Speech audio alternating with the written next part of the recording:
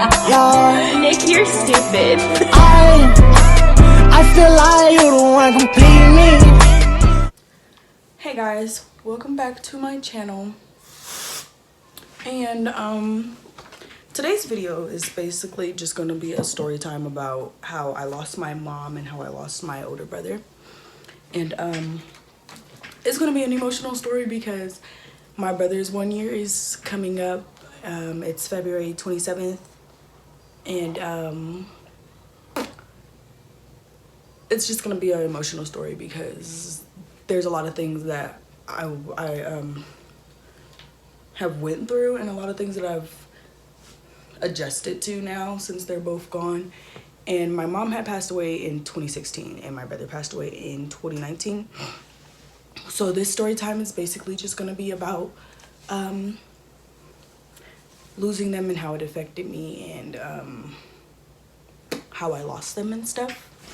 And I hope you guys enjoy this video and just get to know me a little better and understand there's a lot of trials and tribulations in life that you have to overcome. And you know, nobody's gonna be here forever, but you just have to figure out how you'll go along with it. I'm not even gonna lie, I don't really have this planned out. I'm just gonna speak upon it and I'm just gonna say what I have to say. And I'm not gonna make it that long of a story, but I don't have any makeup on or eyelashes because I don't wear makeup at all, but I'm just gonna try not to cry about this story. So I need to stop saying back in 2016, I think I was a sophomore. Yeah, I think I was a sophomore or a junior, or I was supposed to be a junior or something like that. And I had just talking about this video, this gives me kind of a lot of anxiety, and the fact that I'm doing it on camera kind of makes it a little more crazy. But in 2016, I started going to a school.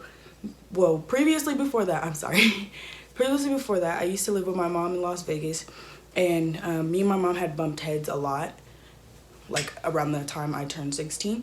So when I turned 16, me and my mom got into a huge fight, and I moved away.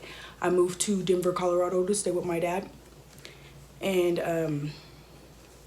I believe 2016, in 2016, I started going to another school and I started like getting a lot of friends and stuff like that. So I wasn't really calling my mom or talking to her that much because me and her had like a rocky relationship at the time, but she was trying to make things right, but I wasn't really like trying to talk to her like that, but I was talking to her. And like looking back on a lot of the stuff that I see now that I was doing towards my mom, it kind of like eats at me. So in 2016, I had got a phone call from my mom, which is so crazy. I got a phone call from my mom. I was at school one day and it was me and my friend. We were coming from lunch and I went to this school called West. It wasn't my original school that I went to, but I went to an alternative school and I started making friends and stuff like that. And hold on, I need to take a breath. Okay, so I started going to an alternative school. I started making friends, and you guys are gonna hear a lot because this was not planned and I don't like talking about stuff like this, but if we're gonna be doing videos and you guys are gonna be basically living with me, you guys might as well just know what's going on with me and a lot of stuff that happened. So around 2016, get it together, I went to a school, it was called West, and I was hanging out with some friends and we went to go get lunch at this store called King Soopers. And on our way back, we were going to stop at McDonald's. And I got a phone call from my mom and she's just like, she had said something like, what are you doing? And I was like, nothing, I'm just hanging out with my friends. We're on lunch right now. And like she was like, oh, okay, well, I miss you. And I was like, well, I miss you too, but mom, I'm gonna call you back. And she was like, I love you, baby. And I was like, I love you too. And then I hung up the phone.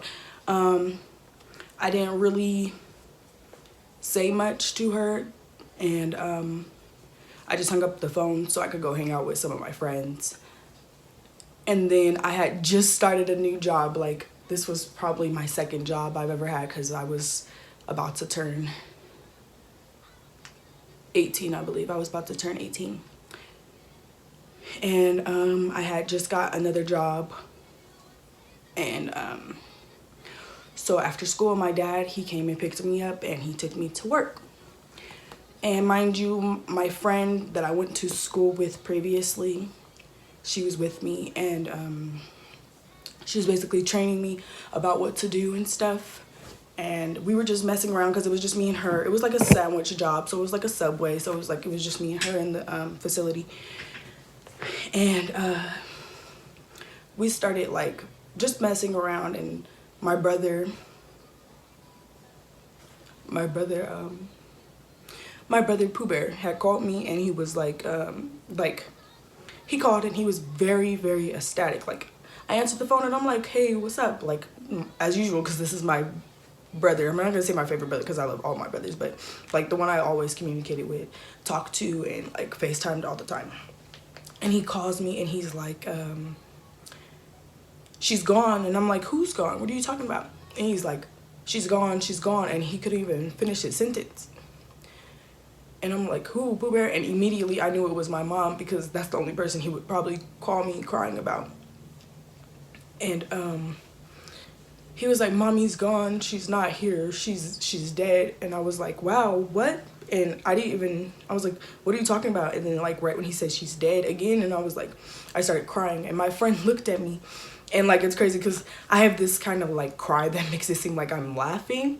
So my friend looked at me and she was just like, are you laughing or are you crying? But after a while she realized I was crying, and she was like, what happened? What happened? And she's like, what happened? And I'm telling her like, my mom just passed away, my mom's dead. And I'm ecstatic, I'm crying. And then after she hangs up, like, I can't put my password in my phone or nothing, and I'm just sobbing. And she's like, what's your password so I could call your dad to tell your dad to come get you? And I put my fingerprint in my phone, and she calls my dad. And my dad answers, and she's like, Tien just said her mom died. And my dad was like, well, fuck, I wanted to be the one to tell her in person. I didn't want her to hear the news over the phone, which I understand that, because who wants to hear that over the phone? Which I do respect and honor what my brother did by calling and telling me and stuff like that. So like, my dad, he came and he got me, and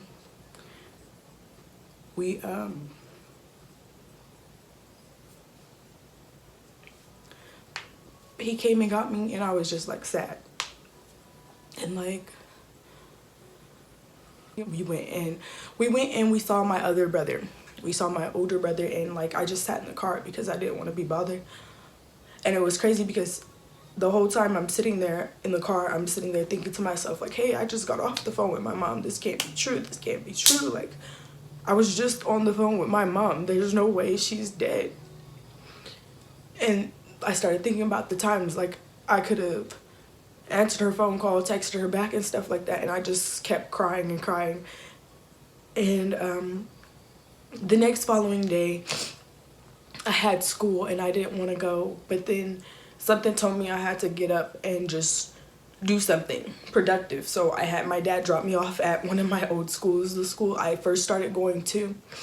And I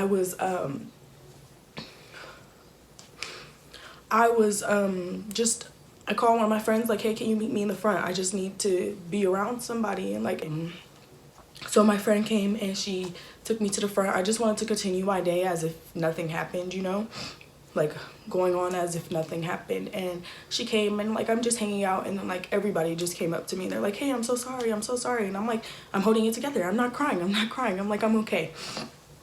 And then this was one of the schools where I wasn't supposed to be at because I no longer went there, so I was basically going to get a trespassing ticket. And one of the security guards was like, well, you can't be on property, and he didn't know what was going on. And I was just like, okay, well, whatever. And like my friends started telling him like her mom just passed away, she just wanted to be around friends and stuff like that. And then one of the sports admin was telling them like, it's okay, just let her sit here. And I really appreciate that school because like they were very generous and stuff like that. They were kind and they let me just hang out on property. And I love that. But after my mom passed away, I started to, get better. I suffered from depression for a few months. They put me on medication. The medication wasn't really working for me.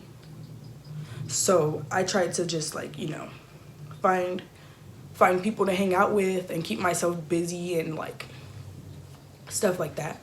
Like I had a boyfriend or whatever, and I would always want to be up under him because it's I don't like thinking about the fact of my mom. Like any other person has coping mechanisms. I don't smoke, I don't drink, I don't pop pills, I don't do drugs. I really don't have a coping mechanism except for hanging out with a whole bunch of people and stuff like that around that time. So I was always with somebody. I was never alone, but I always hated being alone around that time because I always wanted to think about my mom and this. And her cause of death at the time in 2016, 2017, 2018 was she overdosed. I mean, she had a stroke or a seizure. I wasn't sure which one she had, but my mom had got shot when she was younger, and she also had got into a car accident after I was born, and we lived in Vegas. She got into a car accident that caused her to have seizures, and she wasn't allowed to drive no more and stuff like that. So that was her cause of death in 2016, was a stroke and a seizure. And now I moved past it, and I always called my brother Pooh Bear, and I would call him and I would talk to him. I would call and talk to him every time I had an emotional breakdown about my mom, and I'd be like, I just miss her so much. There was a lot that I should have did in order to I wasn't saying in order to keep her here, but it was I started beating myself up because I'm the youngest kid. And I would say I should have stayed at home with mommy. I should have never left. I should have talked to her more and stuff like that. And then he would tell me it's not your fault. Everything will get better. We all miss her. You're going to be okay. If you need to come out to New Mexico, because that's where he lived at the time. And my brother, he played for the New Mexico Lobos for the football team. And that's where he lived. And he would always tell me you could come. He told me that you could always come and stay with me if you need to.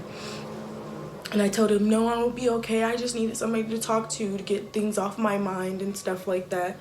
And he was really good at calming me down and stuff like that because I suffered from depression and anxiety. I still suffer from anxiety, but I'm working over anxiety, but I no longer have depression. I mean, I probably do. It hits here and there, but I know how to get myself out of it way better than I did in 2016, which is kind of shocking.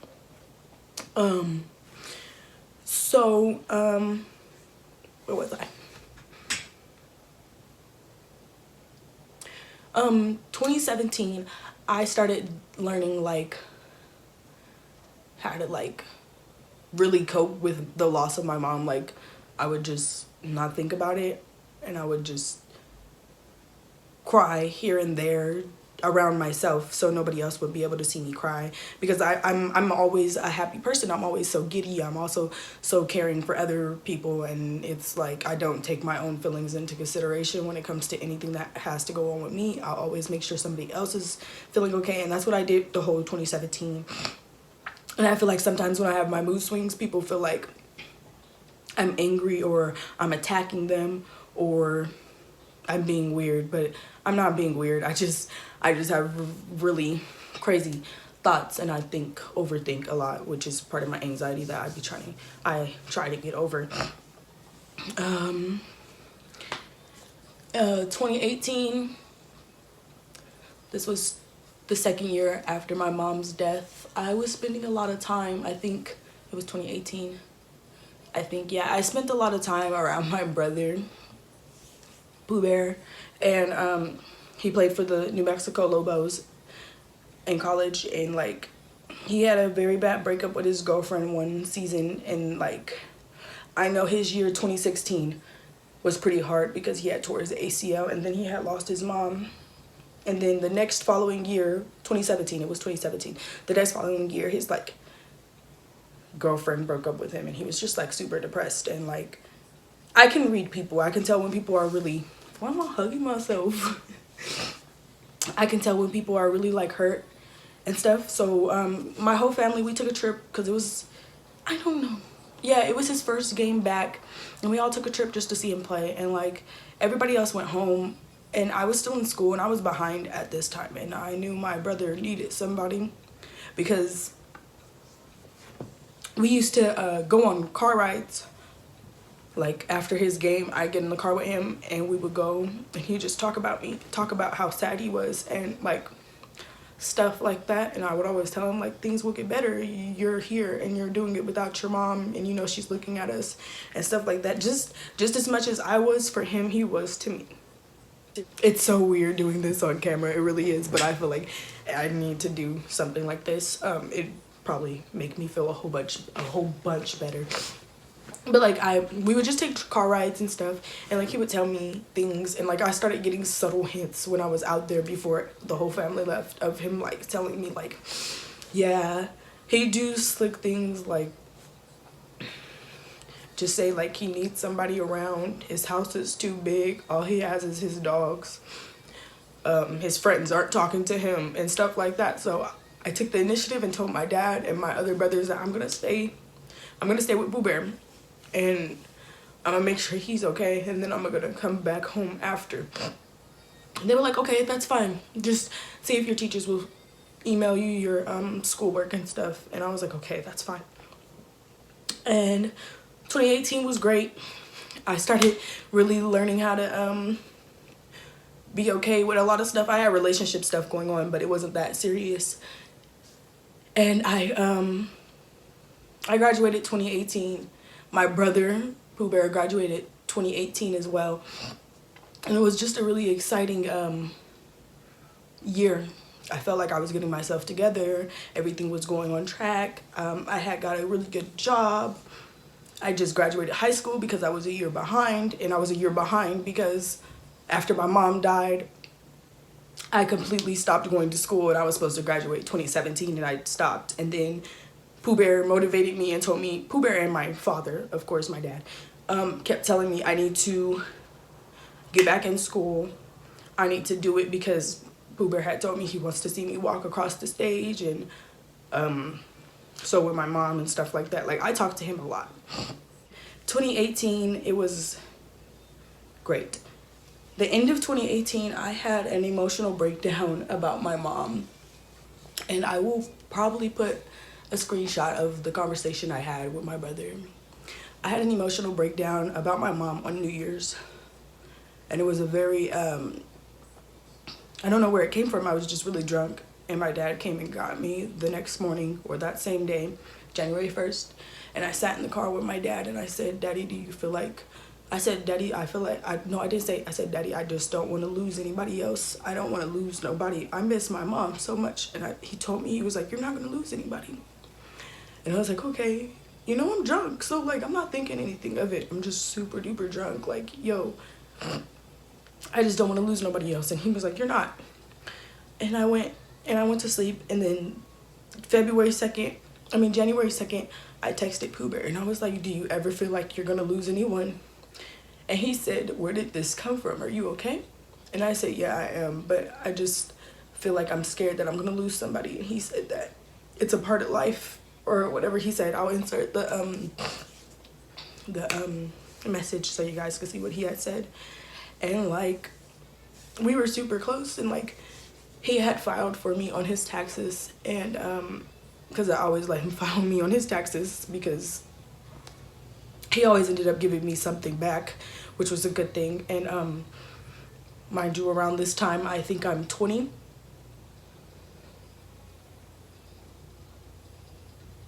Yeah, I was 20. And one day I was already prescribed some type of medicine, and I was having a very bad day, and I decided I wanted to go to sleep. And I took one of my pills, and it makes me go to sleep, so I took the pill. And I never wake up from these kind of pills, but I woke up and went to go get a drink of water. and my phone was on do not disturb, and I went back to my room, and my brother's girlfriend's texting me like, have you talked to Pooh Bear? He's not answering his phone. He said he's gonna do something. And I'm sitting there like, no, he's okay. I know my brother's okay. He wouldn't do that. So I see I have a Snapchat from him. So I open my Snapchat and I see the top of his name where it's supposed to be is not the name. So he deactivated his Snapchat. And it was me at the hospital because I had got hurt at work, and I went to the hospital and I put it on my Snapchat, attention seeking as usual. I put it on Snapchat, and he slid up and was like, what's wrong, are you okay? And that's 3 hours before his girlfriend had texted me. And like, she calls me and she's like, can you please help me? He's not answering. He told me he's at this hotel. He's not at this hotel, and I don't know what to do. And I'm like, just calm down. It's okay. He's gonna be okay. I know he's okay. My brother's okay. So I started calling hotels, and I'm like, do you have a Romell Jordan in your hotel? And they're like, no, we don't have anybody in there that name. And I called her back, my brother's girlfriend, and I was like, is it in his name? And she was like, I don't know. He won't tell me anything. He's not answering it. She's frantic. And at this point, I start getting scared too, because I'm like, I hope he's okay. Why would he tell her something and he's not telling her the information of where he is?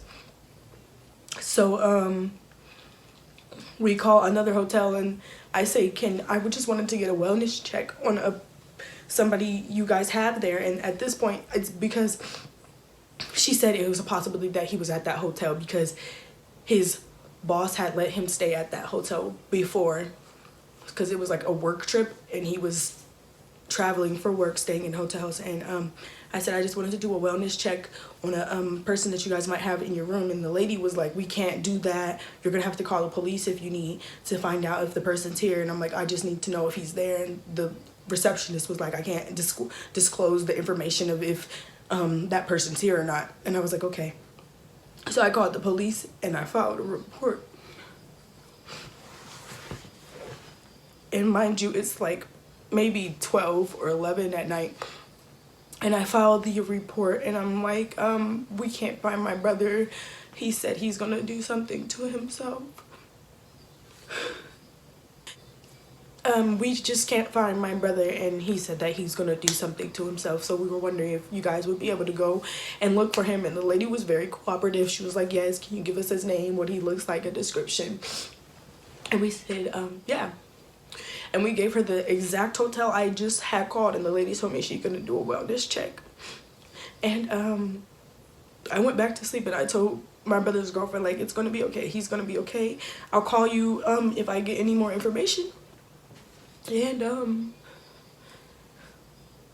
I went back to sleep because I had took one of my pills, and I went back to sleep, and I ended up getting a phone call.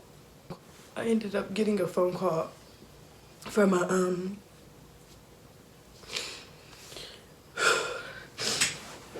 I ended up getting a phone call from a detective in Hobbs, New Mexico.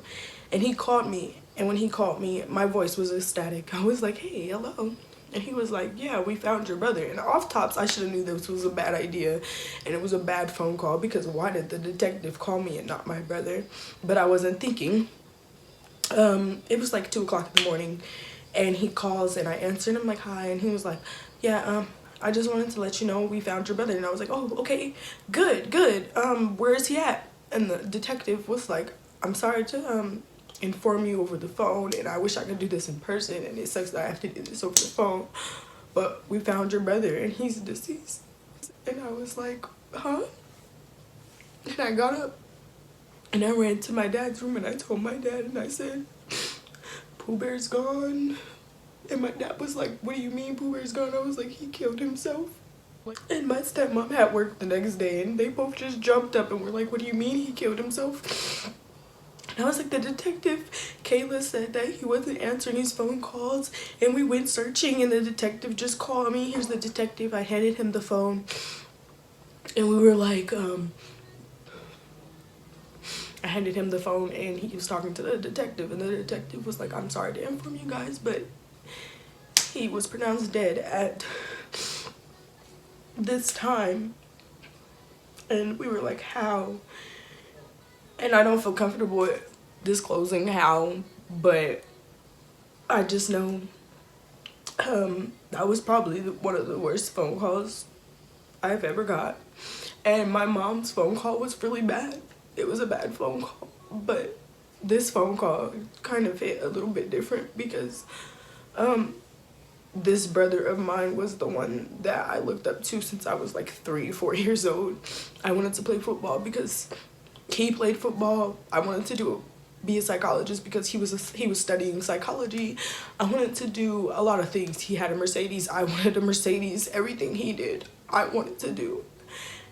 And it's because him and my brother Raven were always around me. When something would happen with my mom, it was the three of us and my mom. Every time we got in trouble, it was with each other.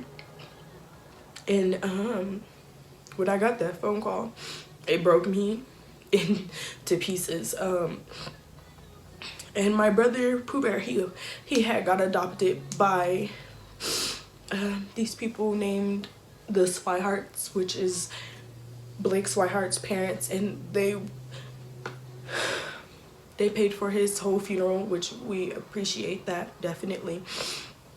But everybody planned his funeral like the day of him dying, and the funeral was 3 days later. So nobody really had time to grieve. And when my mom passed away, I refused to see her body. They had a viewing, and I told my dad I did not want to go. And I didn't go. When we went to New Mexico for my brother's funeral, it was a big funeral. It was a really big funeral because I guess everybody in New Mexico loved Romell Jordan.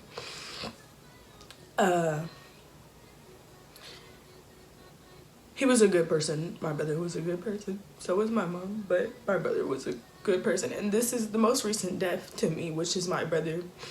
And at the funeral, I tried to be as happy as I could. Not happy, but normal. I don't want to cry in front of people. I don't want to make it seem like I'm attention seeking. I don't want to do this. I'm not going to cry in front of everybody.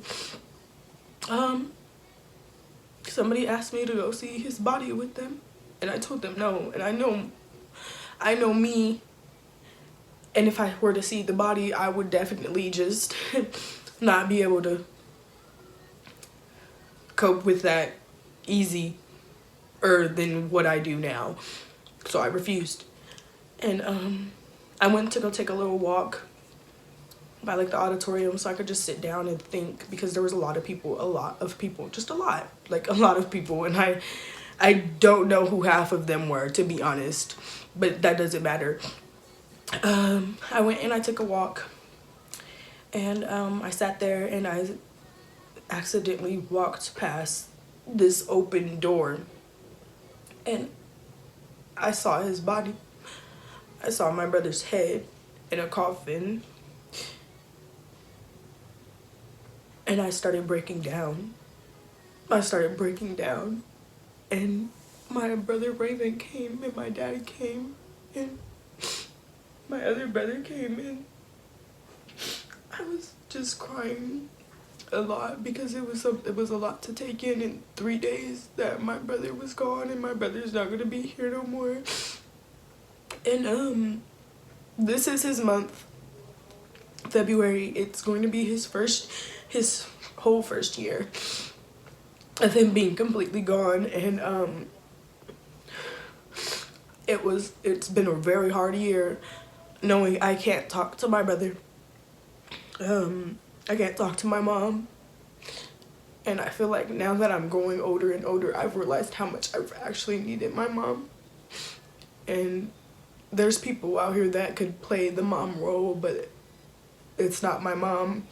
I've seen people in nail salons, and the girls paying for their mom's nails and stuff, and like I'm never gonna get that chance to really take my mom to go get her nails done, and I'm never gonna get the chance to walk down the aisle with my mom. I'm never gonna get the chance to walk down the aisle with my brother or see my brother at my wedding.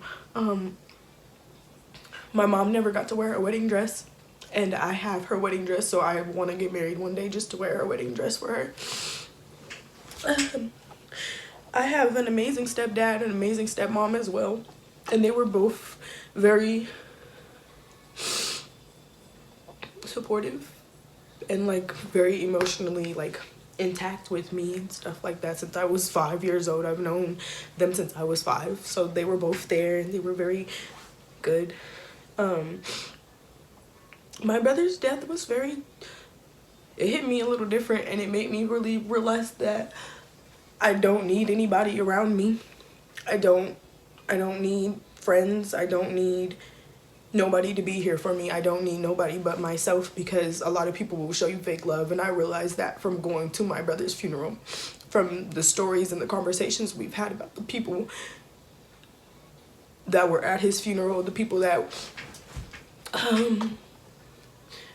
the faults and stuff that he said, and there was just a lot of people there that I never even seen or anything like that. But months later,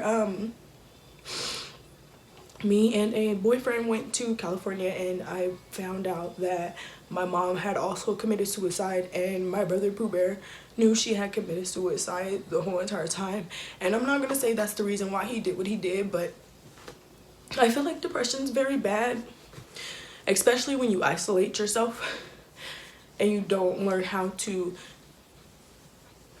control your mind by yourself. And when you get by yourself, you always think of negative thoughts and stuff like that. And that's why now I'm learning to really be by myself and be happy by myself, and not let my mind completely bring me down when I am by myself. Because when I was coping with my mom, I had lots of people around me, and a lot of people weren't showing me the genuine love that a person needed. And I see the same thing happen to my brother, and it drove him to a wall of where he did not want to be here anymore. And I can say I was one of the people that probably made him feel that way. But he knew I loved him a lot, because that's my big brother, and I told him that every day. And I always sent my brothers random text messages like, I love you guys, all the time. But I guess that one day I just wasn't there. And like now looking back on my mom's stuff after finding out that she also committed suicide, it's like you never know what anybody's going through unless you sit down and you talk to them and you learn them. You can know them your whole life, but you will never know what's really going on inside their mind, because you're not them. So if you're treating them a certain way,